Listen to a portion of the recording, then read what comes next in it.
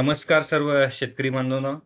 मित्रांनो, आज आपण या ठिकाणी चर्चा करणार आहोत खास करून कोरोमंडल जी आपली सर्वांची आवडती कंपनी आहे.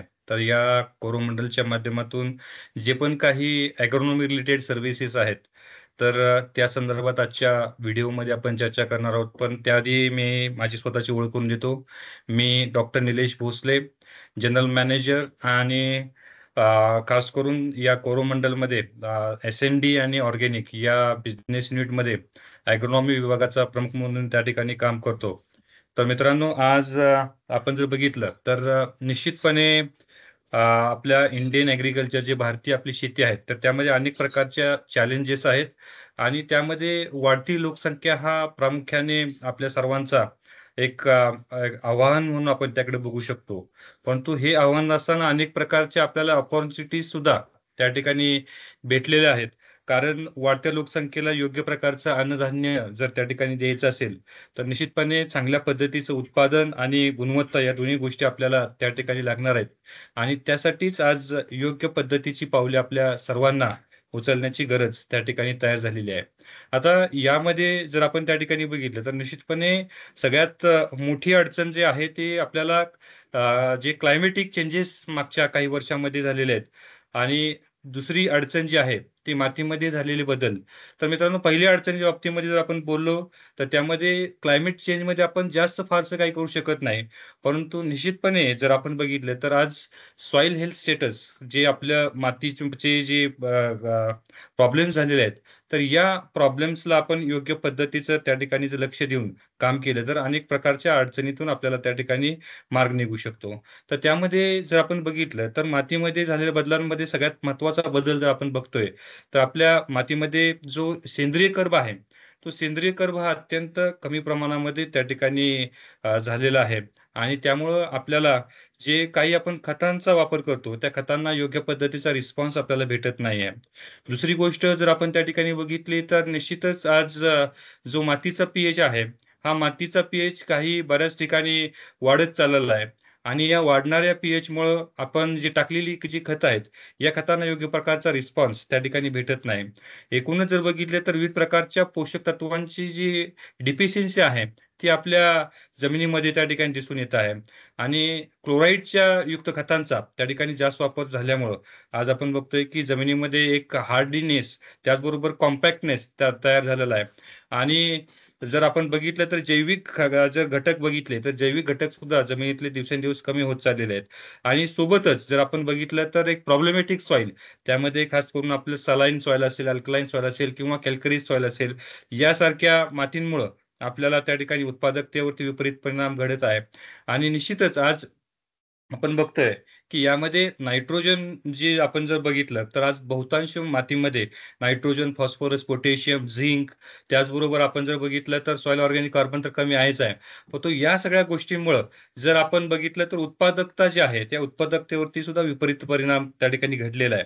आज आपण बघतोय, की जुन्या काळामध्ये समजा 1 किलो खत एखाद्या ठराविक एरियामध्ये जर आपण टाकलं, तर आपल्याला जवळपास एक 15 ते 18 किलो उत्पादन त्या ठिकाणी आपल्याला भेटायचं. परंतु आज तेवढंच खत तेवढ्याच जमिनीमध्ये जर आपण टाकलं, तर आपल्याला फक्त 4 ते 5 किलो उत्पादन तेवढ्याच जमिनीतून आपल्याला भेटलं जातंय. त्यामुळं जे आपण टाकलेल्या खतांना जो रिस्पॉन्स मातीनं योग्य पद्धतीनं दिला पाहिजे, तो रिस्पॉन्स हा आपल्याला योग्य पद्धतीचा भेटत नाही. आणि या सगळ्या प्रक्रियेमध्ये मित्रांनो, निश्चितच जर आपण बघितलं, तर ॲग्रोनॉमिक सर्व्हिसेसचा खूप मोठा पार्ट आपल्याला त्या ठिकाणी सपोर्टिव्ह राहू शकतो. आणि यामध्ये मित्रांनो, ॲज कोरोमंडल आपल्या सर्वांचा एक विश्वासू साथीदार म्हणून अलीकडच्या काळामध्ये त्या ठिकाणी आज संपूर्ण भारतामध्ये पुढे येत चाललेला आहे. आणि याच्या माध्यमातनं जर आपण बघितलं तर एक 2 प्रकारे आपण सर्व शेतकरी बंधूंना या आत्तापर्यंत आपण ज्या अडचणी झालेल्या आहेत, त्या अडचणीला मदत करू शकतो. आता त्यामध्ये जर आपण बघितले तर सगळ्यात पहिली जी आपण स्ट्रेंथ म्हणू शकतो किंवा एक चांगल्या प्रकारचे आपल्या सर्वांसाठी उपलब्ध म्हणू शकतो ते म्हणजे आपण जे कोरोमंडलच्या माध्यमातून जे अतिशय उत्कृष्ट दर्जाचे जे प्रोडक्ट्स आहेत, हे प्रोडक्ट्स आपल्याला त्या ठिकाणी सर्वांसाठी आपण देत असतोच. परंतु हे प्रोडक्ट्सच्या माध्यमातून जर आपण बघितलं, तर ते कधी यूज केली पाहिजेत, कशा पद्धतीने वापरले पाहिजेत, किती प्रमाणात वापरले पाहिजेत, हे जर आपल्याला चांगल्या पद्धतीनं जर आपल्याला माहिती करून द्यायचं असेल, तर त्या केसमध्ये मित्रांनो ॲग्रोनॉमीचा एक महत्त्वाचा अशा पद्धतीचा रोल त्या ठिकाणी असतो. आणि निश्चितपणे जर आपण बघितलं तर या सगळ्या गोष्टींमध्ये जर आपल्याला जर आपण बघितलं तर सगळ्यात महत्त्वाची जे फॅक्टर आज आपण बघतो की ॲग्रोनॉमिस्ट हा एक प्रकारचा ऑलराऊंडर असतो. आज आपण बघतोय की आज कृषी क्षेत्रामध्ये खास करून जे कृषी शास्त्रज्ञ आहेत, तर त्यामध्ये त्या ठिकाणी एंटॉमॉलॉजी असेल, पॅथॉलॉजी असेल किंवा ब्रीडिंग असेल किंवा त्या ठिकाणी वेगवेगळ्या प्रकारचे सायंटिस्ट लोकं आपण त्या ठिकाणी आहोत. पण त्यामध्ये हे करत असताना आज ॲग्रोनॉमी हे एक अशा पद्धतीचा त्या ठिकाणी जे ॲग्रोनॉमिस्ट एक असा असतो, की त्यामध्ये खास करून सगळ्या ह्या वेगवेगळ्या प्रकारचे जे आपले विषय आहेत, तर त्यातला एकूणच एक लिमिटेड पण एक चांगल्या पद्धतीचा एक ऑलराउंडर अशा पद्धतीचं नॉलेज असलेला व्यक्ती त्या ठिकाणी आहे. परंतु या माध्यमातनं आपल्याला हे जे प्रॉडक्ट्स आहेत, हे प्रॉडक्ट्स कशा पद्धतीने वापरले पाहिजे यासाठी सपोर्ट आणि निश्चितपणे ॲग्रोनॉमीच्या माध्यमातून त्या ठिकाणी केला जातो. आणि यामध्ये आपण बघताय, की ॲग्रोनॉमीचा आपला खास करून 4 सेगमेंटमध्ये आपण त्या ठिकाणी काम करतो. त्यातला सगळ्यात पहिला आपण बघतोय, की आर-एन-डी ॲग्रोनॉमी. त्याच्यानंतर आपण बघतोय, की फील्ड ॲग्रोनॉमी. त्याच्यानंतर डिजिटल ॲग्रोनॉमी आणि कोलॅबोरेशन आपण ते खास करून त्या ठिकाणी सायंटिफिक कम्युनिटी सोबत. तर अशा 4 सेगमेंटमध्ये आपण ॲग्रोनॉमी ही पूर्णपणे त्या ठिकाणी काम करत असते. आणि त्यामध्ये जर आपण बघितलं तर आर-एन-डी आणि त्यामध्ये आता आपण बघतोय, की वेगवेगळ्या प्रकारचे नवीन-नवीन प्रॉडक्ट्स आज कोरोमंडलच्या माध्यमातून आपण त्या ठिकाणी घेऊन येत असतो.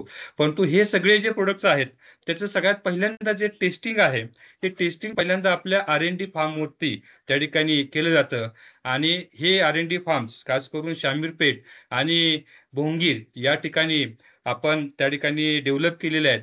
आता जवळपास आपण 20 आर-बी-डी डिझाइन म्हणजे आपण त्या ठिकाणी 20 प्रकारचे रिसर्च ट्रायल्स आपण त्या ठिकाणी आपल्या या कोरोमंडलच्या ज्या रिसर्च फार्म्स आहेत, तर त्याच्यावरती आपण त्या ठिकाणी घेतो.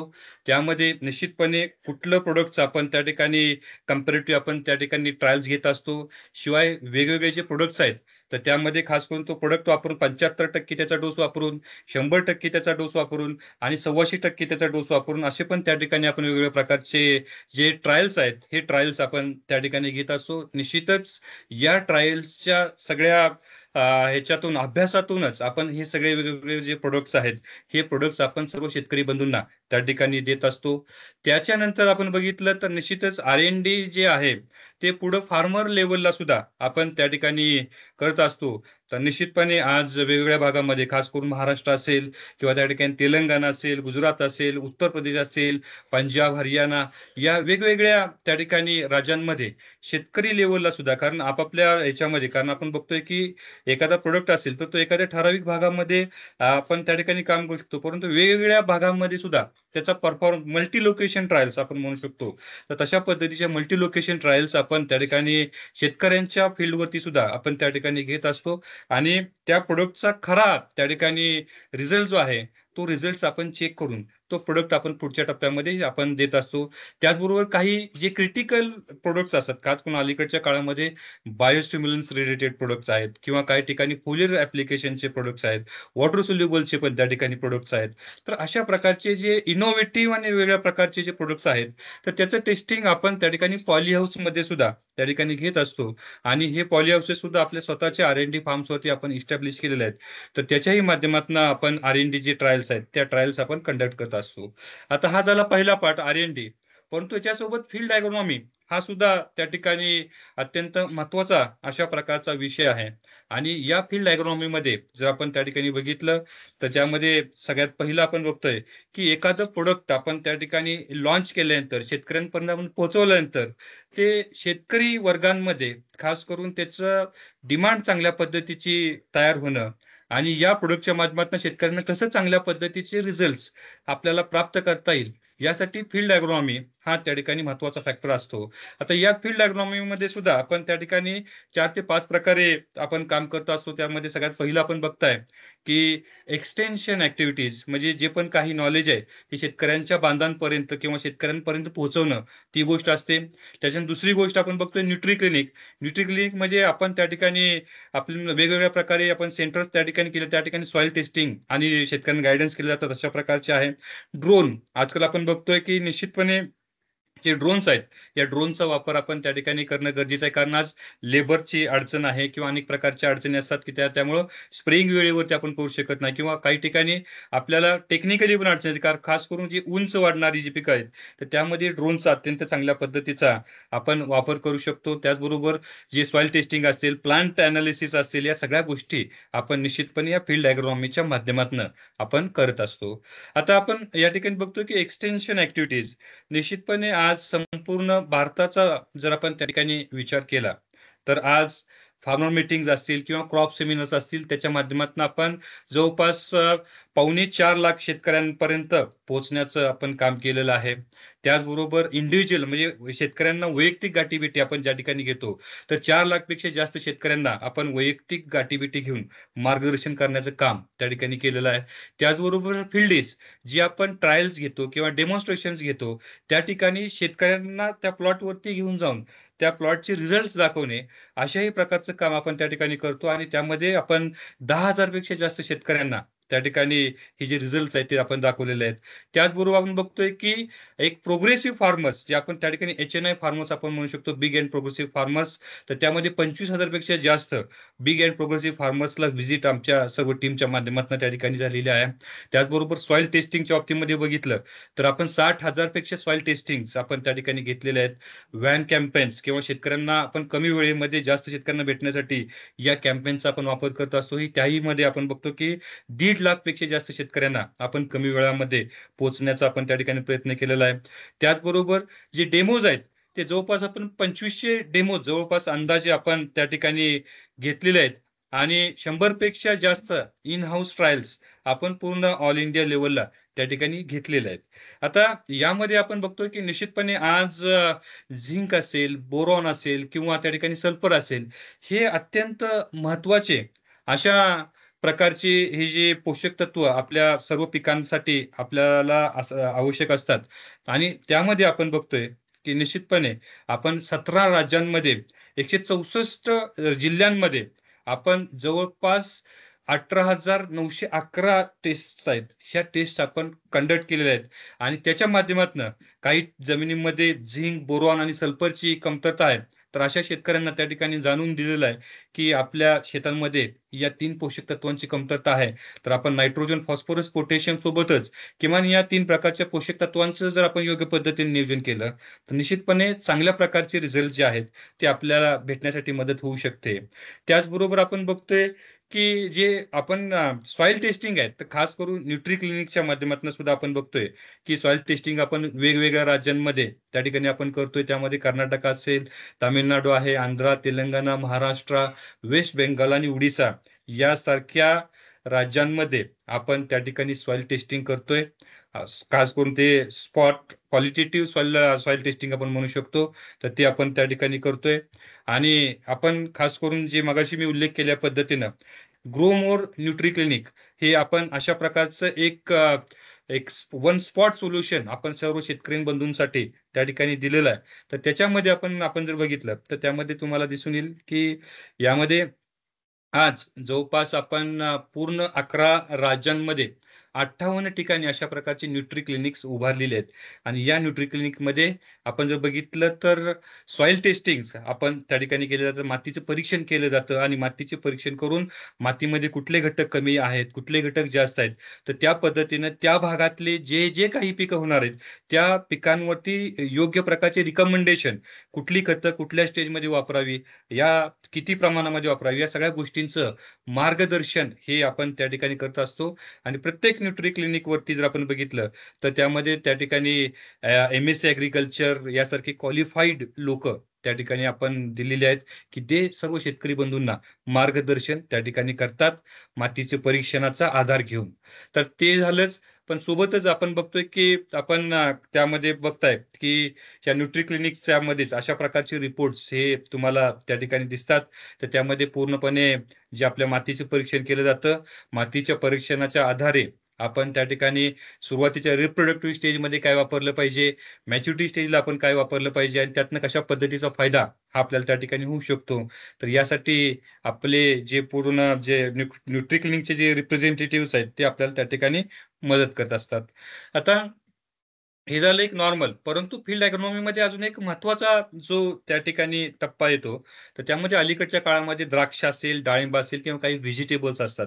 त्यामध्ये टोमॅटो असेल, मिरची असेल यासारखी जी पिकं आहेत, जी आपल्याला आपण रिटर्निंग क्रॉप म्हणू शकतो. त्यामध्ये ॲड ऑन आपण आपण ह्याचं पण करू शकतो, ॲपलचं पण करू शकतो. तर त्यामध्ये सुद्धा आपण बघतोय, की आपण खतं टाकलीत, पण ती टाकलेली खतं किती प्रमाणामध्ये उचललीत, हे सुद्धा आपल्याला माहिती करण्यासाठी आपण त्या ठिकाणी लीफ पेट्रोल एनालिसिस आपण त्या ठिकाणी करतो. तर तेही आपली पूर्णपणे फॅसिलिटी ही कोरोमंडलच्या माध्यमातून आपण दिली जाते. नॉमिनल चार्जेसच्या माध्यमातून आपण त्या ठिकाणी ही फॅसिलिटीज सर्व शेतकरी बंधूंना त्या ठिकाणी देतो. तर आपण काकीनाडा या ठिकाणी याची एक लॅब आपण तयार केलेली आहे. तर त्या ठिकाणी आपण आपले सॅम्पल्स पाठवू शकता आणि त्याच्या माध्यमातून जास्तीत फायदा जो आहे तो आपल्या सर्व शेतकरी बंधूंना घेता येऊ शकतो. त्याचबरोबर आपण बघतोय की ड्रोन अत्यंत महत्वाची अशा प्रकारची एक इनोव्हेटिव्ह टेक्नॉलॉजी अलीकडच्या काळामध्ये ही आपल्या सर्वांसाठी त्या ठिकाणी आलेली आहे. आणि त्यामध्ये खास करून आपण बघतोय की मगाशी मी सांगितल्या पद्धतीनं की ड्रोन टेक्नॉलॉजी खास करून आपण बघतोय की अलीकडच्या काळामध्ये लेबरचं शॉर्टेज आणि एकूणच त्या ठिकाणी काही ठिकाणी टेक्निकली अडचणी येतात, ज्या ठिकाणी उंचीचा त्या ठिकाणी प्रॉब्लेम, कारण त्या ठिकाणी आपण स्प्रे करू शकत नाही. तर अशा 2-3 केसेसमध्ये आपण निश्चितपणे ड्रोनचा चांगल्या पद्धतीने वापर करू शकतो आणि त्याही मध्ये आम्ही जर आपण बघितलं तर आपण खास करून महिलांना एक चांगल्या प्रकारचं सशक्तीकरण करण्यासाठी तर आपण बघतोय की नमो ड्रोन दीदी हा प्रोग्राम आपण त्या ठिकाणी राबवलेला आहे. तर त्यामध्ये खास करून जे महिला बचत गट आहेत, तर ह्या महिला बचत गटांच्या माध्यमातून आपण त्या ठिकाणी त्यांना हे अशा प्रकारचे जे ड्रोन्सचे मशीन आहेत, तर ती आपण त्या ठिकाणी प्रोव्हाईड करून त्याद्वारे महिलांचं आर्थिक सक्षमीकरण करण्यासाठी आपण निश्चितपणे याचा चांगल्या पद्धतीनं वापर केला जातो. आणि अनेक ज्या त्या ठिकाणी महिलांचे ग्रुप आहेत, ते अत्यंत चांगल्या पद्धतीचं अर्थकारण त्याच्या माध्यमातून एक डेव्हलप होत चाललेलं आहे. तर निश्चितपणे याही गोष्टीचा एक चांगल्या पद्धतीचा फायदा आपल्या सर्व ह्या ज्या महिला भगिनी असतील किंवा शेतकरी बांधवांना जे होत आहे.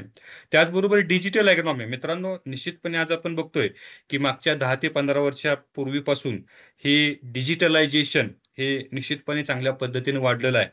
कमी वेळामध्ये जास्तीत जास्त लोकांपर्यंत पोहोचण्यासाठी हे जे प्लॅटफॉर्म्स आहेत, तर हे प्लॅटफॉर्म्स अत्यंत महत्त्वाचे असतात. तर त्यामध्ये आपण त्या ठिकाणी वेगवेगळ्या प्रकारचे ॲप्लिकेशन्स आपण त्या ठिकाणी तयार केलेले आहेत. त्यामध्ये आपण ग्रो मोर न्यूट्री कनेक्ट आपण त्याचा विशेष करून उल्लेख करू शकतो.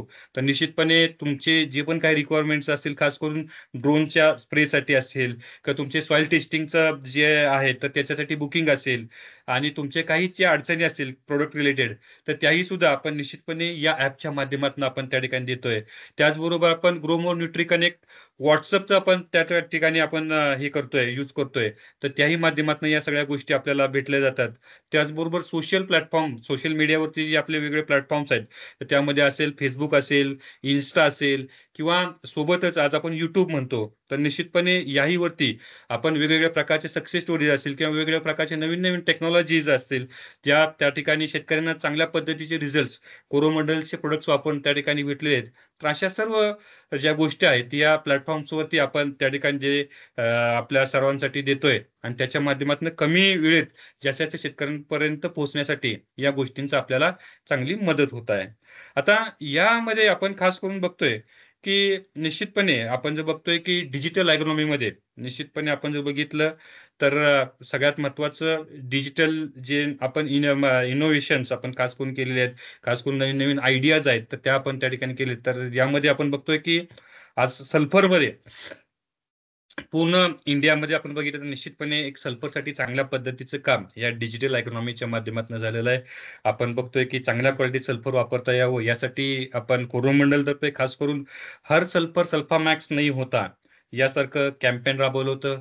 खास करून आपण बघतोय की जादा का वादा असेल किंवा सोबतच जर आपण त्या ठिकाणी बघितलं तर निश्चितपणे आज वेगवेगळ्या पद्धतीचे जे कॅम्पेन्स आहेत, ह्या कॅम्पेनचा आपण त्या ठिकाणी वापर केला. अजून खास करून विरासत नावाची एक कॅम्पेन जी अत्यंत चांगल्या पद्धतीची एक प्रसिद्ध झाली आणि वेगवेगळ्या प्रकारचे अवॉर्ड्स जे आहेत, ह्या अवॉर्ड्स या कॅम्पेन्सला त्या ठिकाणी भेटलेल्या आहेत. तर निश्चितपणे यासारख्या ज्या जनजागृतीच्या सुद्धा गोष्टी आपण डिजिटल ॲग्रोनॉमीच्या माध्यमातून त्या ठिकाणी करतोय. त्याचबरोबर आज आपण बघतोय की हे सगळं काम करत असताना एक शास्त्रज्ञ किंवा आपण त्या ठिकाणी सायंटिफिक फोरम हा सुद्धा त्या ठिकाणी महत्वाचा आहे. आणि शास्त्रज्ञ सोबतच त्या ठिकाणी शेतकरी आणि आपण कंपनी म्हणू शकतो. हे जर तिघांचं जर चांगल्या पद्धतीचं कोलॅबोरेशन झालं, तर निश्चितपणे एक वेगळ्या पद्धतीचा प्रभाव हा आपल्याला त्या ठिकाणी बघता येऊ शकतो. आणि त्यासाठीच कोरोमंडलच्या माध्यमातून वेगवेगळ्या ॲग्रिकल्चर युनिव्हर्सिटीज असतील, तर त्यामध्ये ॲग्रिकल्चर युनिव्हर्सिटीज असतील, वेगवेगळ्या पद्धतीचे कृषी विज्ञान केंद्र असतील, त्याच्यासोबत पण आपण त्या ठिकाणी काम करतो आहे. आणि सोबतच आपण त्या ठिकाणी बघतोय, तर आपण IAR असेल, ICAR असेल, तर याच्याही सोबत आपण त्या ठिकाणी काम करतोय. ज्या ठिकाणी आपण आपले वेगवेगळ्या प्रकारचे ॲग्रोनॉमिस्ट आहेत किंवा सॉइल सायंटिस्ट आहेत किंवा त्या ठिकाणी वेगवेगळ्या प्रकारचे सॉइल टेस्टिंग करणारे जे आपले रिप्रेझेंटेटिव्ह आहेत, तर त्यांना आपण वेगवेगळ्या प्रकारचं ट्रेनिंग हे त्या ठिकाणी देतो आहे. आणि त्यांना टेक्निकली स्ट्रॉंग बनवण्यासाठी आपण या ठिकाणी ICAR, IAR आहे, या ठिकाणी त्यांच्यासोबत आपण कोलॅबोरेशन सुद्धा केलेलं आहे. तर निश्चितपणे या गोष्टी आपल्या सर्वांसाठी अत्यंत महत्त्वाच्या आहेत. त्याचबरोबर वेगवेगळ्या प्रकारच्या सीडच्या कंपन्या आहेत. तर सीडच्या कंपन्यांसोबत सुद्धा, कारण आपण बघतोय की आपण निश्चितपणे सीड टू हार्वेस्ट या सगळ्या गोष्टींमध्ये सीड हे अत्यंत महत्त्वाचा फॅक्टर असतो. आणि सोबतच जर चांगल्या प्रकारचं जर फर्टिलायझर या दोन्हींचं कॉम्बिनेशन झालं, तर निश्चितपणे चांगल्या प्रकारचे जे रिझल्ट्स असतील ते आपण शेतकरी बंधूंना देऊ शकतो. तर या पद्धतीनं शेतकऱ्यांना चांगला फायदा व्हावा, जसे सीड्स कंपनी असतील किंवा वेगवेगळ्या पेस्टिसाइड्स कंपनी असतील, त्याच्याही सोबतमध्ये आपण त्या ठिकाणी कोलॅबोरेटिव्ह आपण काम करत आहोत. आणि वेगवेगळ्या प्रकारची आपण शुगर इंडस्ट्रीज असेल किंवा आपण त्या ठिकाणी निश्चितपणे आपण FPOज असतील, फार्म प्रोड्युसिंग ज्या कंपनीज असतील, त्याच्यासोबत सुद्धा आपण त्या ठिकाणी काम करतोय. आज आपण बघतोय की जवळपास 700 पेक्षा जास्त FPOज जे पूर्ण ऑल इंडिया आहेत, तर त्याच्यासोबत आपण निश्चितपणे काम करून शेतकऱ्यांपर्यंत चांगल्या पद्धतीचा फायदा पोहोचवण्यासाठी काम करत आहोत. आणि एकूणच या सगळ्या गोष्टींचा जर आपण बघितलं, तर निश्चितपणे आज शेतकरी, सायंटिस्ट आणि आपण कंपनी यांच्या फोरममध्ये एकत्रित काम केल्यामुळं आज निश्चितपणे चांगल्या प्रकारचा फायदा हा सगळ्यांनाच त्या ठिकाणी होत असतो. आणि या सगळ्या गोष्टींचं जर आपण बघितलं, तर एक आपण शासनाच्या लेव्हलला असेल किंवा आपण त्या ठिकाणी वेगळ्या लेव्हल्सला आपण शास्त्रज्ञ असेल किंवा सायंटिफिक लेव्हलला सुद्धा कोरोमंडलने जे पण काही प्रयत्न केलेले आहेत, या प्रयत्नांना एक चांगल्या प्रकारचं रिकग्नाइज केलेलं आहे. आणि वेगवेगळ्या प्रकारचे अवॉर्ड्स हे त्या ठिकाणी भेटलेले आहेत. तर मी मगाशी उल्लेख केल्या पद्धतीनं विरासत नावाची जी आपली कॅम्पेन होती, त्यालाही चांगल्या पद्धतीचा अवॉर्ड्स भेटला होता. त्याचबरोबर हर सल्पा मॅक्स नाही होता, तर ह्याच्याला एक चांगल्या पद्धतीचा रिस्पॉन्स त्या ठिकाणी भेटला होता. आणि निश्चितपणे आज वेगवेगळ्या प्रकारचे जे इनोव्हेटिव्ह आहेत, तर हे सगळ्या गोष्टी या निश्चितपणे कोरोमंडलच्या माध्यमातून त्या ठिकाणी सातत्याने केले जातात. आणि आमचा सातत्यानं प्रयत्न राहत असतो की शेतकऱ्यांना चांगल्या पद्धतीची आर्थिक संपन्नता प्राप्त व्हावी आणि शेतकऱ्यांचं दैनंदिन जीवनमान आहे ते उंचावं आणि शेतकऱ्याच्या आयुष्यामध्ये एक सातत्यानं एक चांगल्या प्रकारचा आनंद हा त्या ठिकाणी लाभावा, यासाठी आम्ही अहोरात्र आपण काम करत असतो. तर निश्चितपणे या सगळ्या गोष्टींना आपण सुद्धा सगळेजण चांगल्या प्रतिसाद देता, म्हणून आम्हाला एक चांगल्या प्रकारची ऊर्जा त्या ठिकाणी काम करण्याची भेटते. तर मित्रांनो, निश्चितपणे आपण शेतकरी असेल किंवा कंपनी असेल, एकत्रितरित्या एक आपण त्या ठिकाणी सोबत येऊन देशाच्या उन्नतीसाठी आपण काम करूया. एवढं बोलून थांबतो. धन्यवाद. जय हिंद.